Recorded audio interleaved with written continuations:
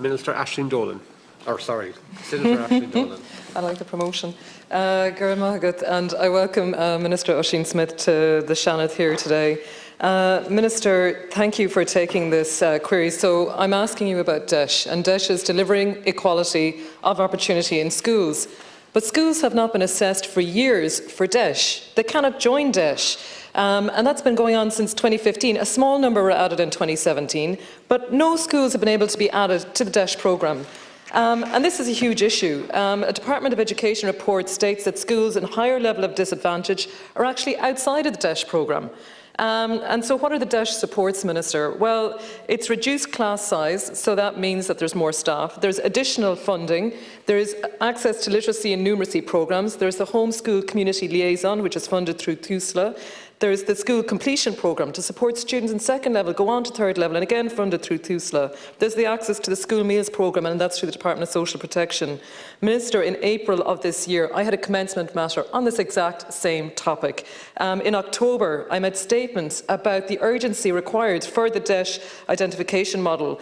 And again, I'm here with you now, Minister. And in light of the announcement from Minister Heather Humphreys on the rollout of the Hot School Meals programme to a further 55,000 students, which is so welcome, so welcome. But again, these are all existing DEIS schools.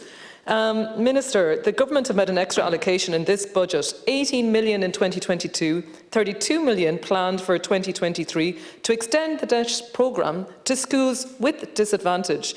That's an increase of over 20% in this budget. But Minister, where is the technical group? The technical group are putting together this criteria, this model of DEIS school identification.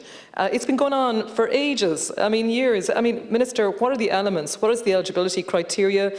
I believe that Minister Foley has noted that there won't be an application system to this programme. So how are schools going to be evaluated? And is it going to be based on the census, which isn't happening until April of next year? Are we going to have to wait until the census and gathering of data is done? That's just not good enough, Minister. In Ballinasloe, we have a DEIS Level 1 primary school with additional supports in place for children. Scull and Creenafa, of course, that's still awaiting an actual capital infrastructure, a school building, but there are no supports at secondary school level, Minister, in my town.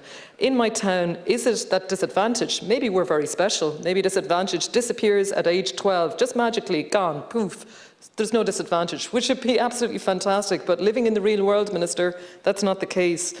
The Homeschool Community Liaison there, and if I might repeat again what I mentioned before, her quote, retention of pupils following transfer to secondary school here in Ballinasloe, particularly amongst boys, is challenging. Children leave 6th class, having had huge levels of support in primary with DEIS initiatives such as the Breakfast Club, school lunches, homework club, HSCL and SCP support, affordable book rental schemes, parenting courses, one-to-one pupil-parent support, targeted work and attendance including regular home visits with the HSCL and educational welfare officers and so on. These supports are not available in non-DEIS secondary schools. As such, pupils start out in secondary schools at a disadvantage, they quickly disengage and then ultimately we're faced with school dropouts. If I might also mention, Minister, in Garthagani, in Loughlin, County Roscommon, I received a letter from the principal there. Loughlin is on the county boundaries with Mayo, less than 5k to Ballyhonus, very close to the Direct Provision Centre. In 2014, they applied for DEIS, unsuccessful. 89 pupils, 23 from the Direct Provision Centre. Again, they applied again in 2017, unsuccessful. At the moment, there are over 62% of the children in the school in Loughlin coming directly from Direct Provision Centres. These children are at a huge disadvantage. These children do not even have English as their probably first language. They need things like first steps, reading recovery, maths recovery. It would be invaluable. They need extra support. And even the current Miss Ireland, Pamela Uba, is a former pupil of the school and, would have resided in the Direct Provision Centre in Ballyhonus. It's all about equality and inclusion. But, Minister, there is no equality of opportunity when children and schools in areas of severe disadvantage cannot access supports. Gura Magat.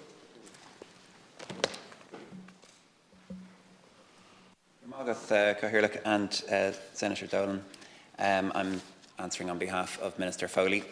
So thank you for raising this issue about DEIS schools. Delivering equality of opportunity in schools, DEIS is the main policy initiative of this government to tackle educational disadvantage at school level. Budget 2022 has provided for an allocation of €18 million for 2022 and €32 million for 2023 to extend the DEIS programme to further schools with the highest level of disadvantage. This represents an increase of over a fifth in funding for the DESH programme. This year, the Department of Education will spend in the region of €150 million on providing supports for schools in DESH. The programme supports 884 schools and over 180,000 learners. The investment includes providing for over 400 homeschool community liaison coordinators in the region of €16 million in DESH grants, additional posts for DESH Band 1 primary schools, curriculum supports, enhanced book grants and access to the school completion programme. Schools in the DESH programme can also avail of the school meals programme, which is provided by the Department of Social Protection. This package follows an extensive body of work which has been undertaken by the DESH Technical Group in relation to the development of a model to identify the concentrated levels of disadvantage in schools. This group contains representatives of the Department of Education Statistics and Social Inclusion Units, the Inspectorate and the Educational Research Centre. This work involved an initial process of consultation by the Department with the education partners on the technical aspects of the model. The purpose is to ensure that, as far as possible, the refined DESH identification model can provide an objective and independent means of identifying schools serving high concentrations of pupils at risk of educational disadvantage, and also to ensure that there is a full understanding of the refined model and its potential application. The DESH identification process under DESH Plan 2017 is an objective, statistics-based process based on school enrolment data and CSO data from the National Census of Population as represented in the Pobl HP Index for small areas, which is a method of measuring the relative affluence or disadvantage of a particular geographical area.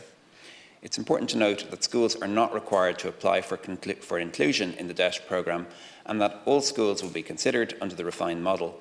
It's also important to note that educational outcomes do not play any part in the identification of schools for inclusion in the DESH programme, either at primary or post-primary level. The programme for government sets out a commitment to complete the new DESH identification model, ensuring the extension of DESH status to schools that are identified as being suitable. This additional funding under Budget 2022 has been provided for the extension of DESH supports to those schools with the highest level of concentrated educational disadvantage who are not currently in the programme and will allow for that commitment to be achieved. Thank you very much, Senator. Thank you, Senator. Thank you, Chair. Minister, I understand that Minister Foley is not here with us today, but as the representative of the Government Minister, I don't see the timeline here in the response. Is there a timeline for when we're going to see the actual identification model being completed? When is that? Is it going to be as a result of the census? Is that the reason that it's been held back? Minister, these schools and these children are at concentrated levels of educational disadvantage over the last, since 2015, 2017 were the last amount that were actually allocated funding under this programme. It is crucial that we can allow even the smallest of supports. How can the Department of Social Protection allocate hot school meals programmes to schools outside of DESH? How can they justify that, even though they know that those schools are at higher levels of disadvantage? How are they going to do that, Minister?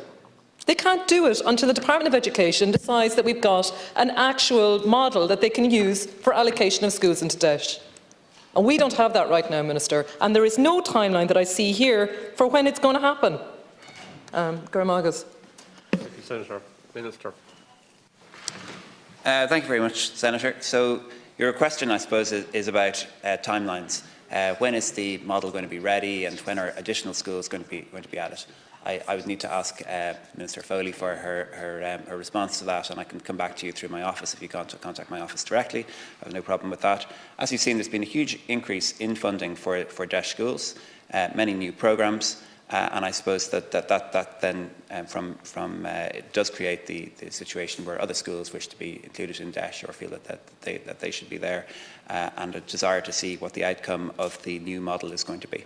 So I'll commit to come back to you on that. Thank you. Thank you.